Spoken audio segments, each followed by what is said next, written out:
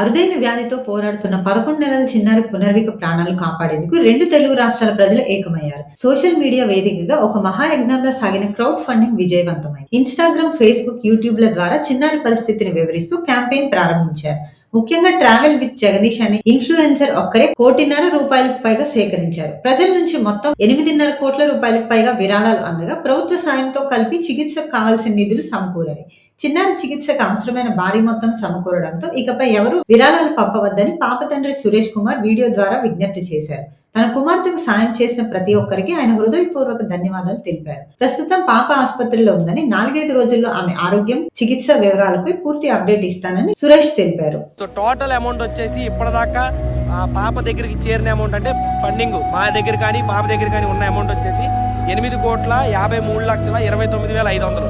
So ఇదే కాకుండా చాలా మంది కంటెంట్ క్రియేటర్లు అండ్ అలాగే యూట్యూబర్లు, నార్మల్గా ఊర్లో ఉన్న వాళ్ళు కూడా చాలా మంది ఫండింగ్ అయితే చేశారు.